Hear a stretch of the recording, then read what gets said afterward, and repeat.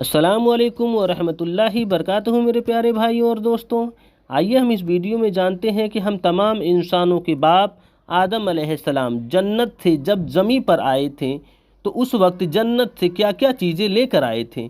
इसी टॉपिक पे हम ये वीडियो बना रहे हैं। अगर आप लोगों को अच्छा लगे तो इसे ज़्यादा से ज़्यादा शेयर कर दें और लाइक कर दें ताकि ये वीडियो हर किसी तक पहुँचे। और अगर आप मेरे यूट्यूब चैनल पे नए हैं तो बेल आइकन का बटन दबाकर सब्सक्राइब कर दें ताकि मेरा हर वीडियो का नोटिफिकेशन आपको मिलता रहे। तो आइए हम इस वीडियो को शुरू करते हैं उस अल्लाह पाक के नाम से जो बड़ा ही मेहरबान निहायत रहम वाला है।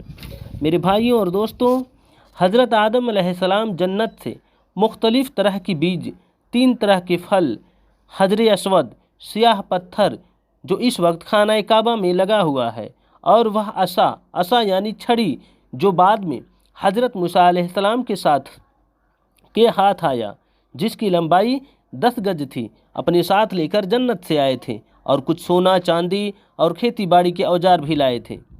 आदम अलैहिस्सलाम इस कदर पशेमानी और अपनी माफ़ी के लिए अल्लाह के हुजूर में रोने गिड़गिड़ाने में मशगूल हो गए कि जन्नत की बीजों से, जो बीज लेकर आए थे, जन्नत के बीजों से बेखबर हो गए।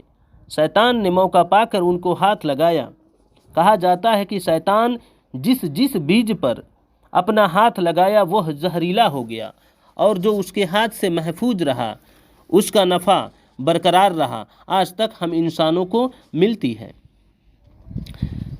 सैयदुना आदम अलैहिस्सलाम के साथ 3 तरह के जन्नती मेवे आए थे।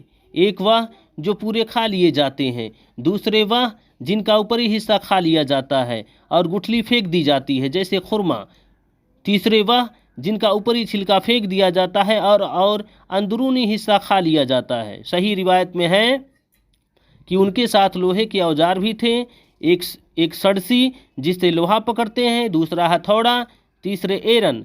हजर अस्वद जब जन्नत से आया तो उसकी रोशनी कई कई मील तक जाती थी। जहाँ जहाँ इसकी किरणें पहुँचती थी उसी हद तक हरम की हदें कायम हुई। आदम अलैहिस्सलाम को दुनिया में आकर बहुत वहशत हुई, वो डर गए। हज़रत जिब्रील अलैहिस्सलाम अल्लाह के हुक्म से ज़मीन पर आए और ऊंची आवाज़ में अजान कही।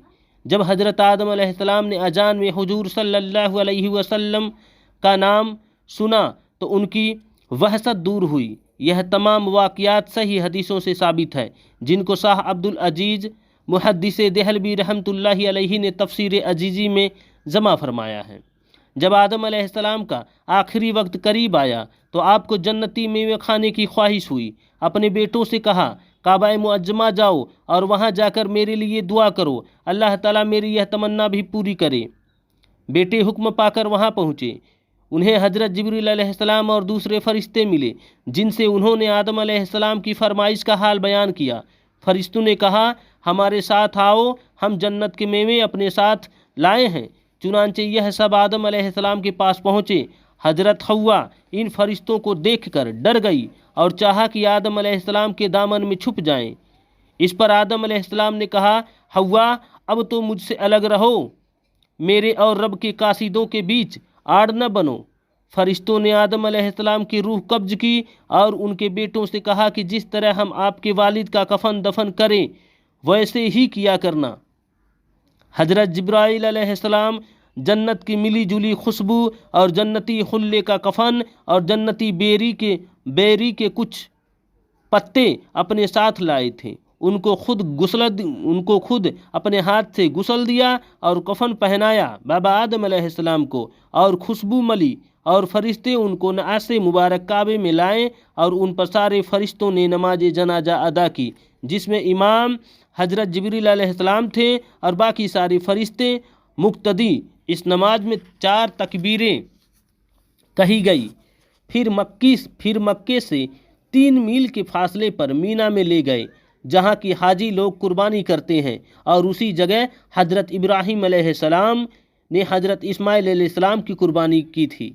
वहाँ मस्जिद खीफ के करीब बगली कब्र खोदी गई और उनको दफन करके उनकी कब्र को ऊँट के कोहन की तरह ढलवा बना दिया। जब आदम अलैहिस्सलाम की परेशानियाँ इंतहाई को पहुँच गई तो एक दिन उन्हें याद आया कि मैंने अपने पैदाइश के वक्त अर्श आज़म पर लिखा देखा था ला इलाहा इल्लल्लाह मुहम्मद रसूल अल्लाह, जिससे मालूम हुआ कि मुहम्मद रसूलुल्लाह का दर्जा वह है कि उनका नाम अर्श आजम पर अल्लाह के नाम के साथ लिखा हुआ है। अब मैं उनके वसीले से रब की बारगाह में मग़फ़िरत की दुआ करता हूँ।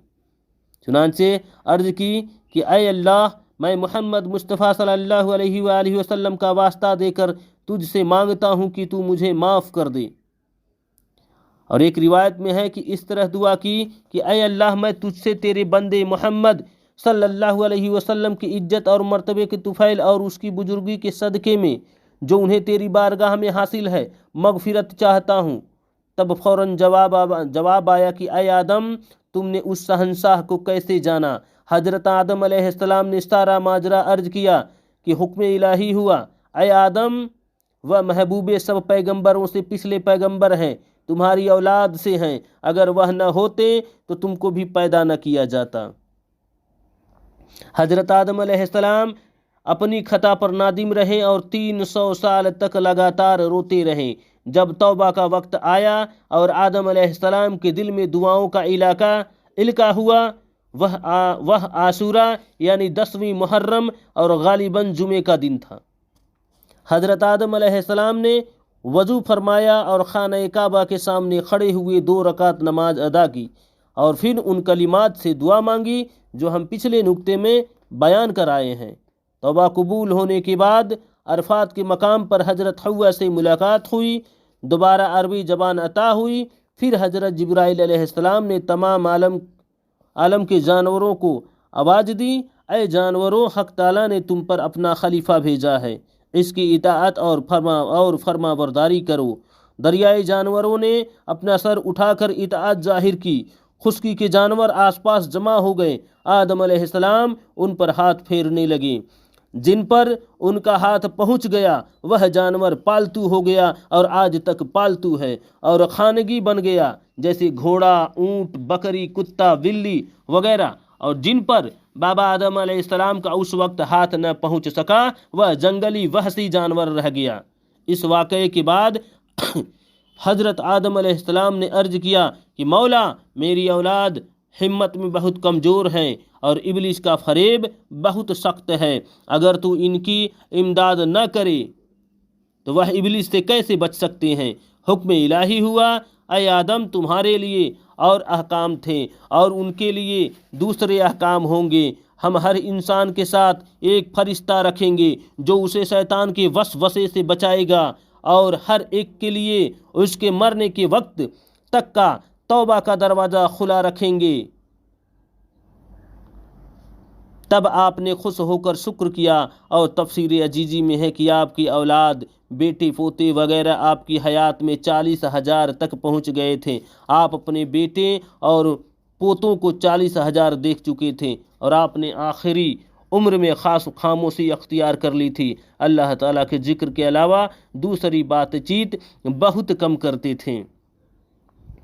हज़रत आदम अलैहिस्सलाम जब जन्नत में रहे तो उन्हें वहाँ की नेमत खाने पीने की इजाज़त थी, पर वहाँ की हूरें इस्तेमाल करने की इजाज़त न थी। इसलिए हज़रत हव्वा को पैदा फरमाया गया। आमीन सुम्मा आमीन।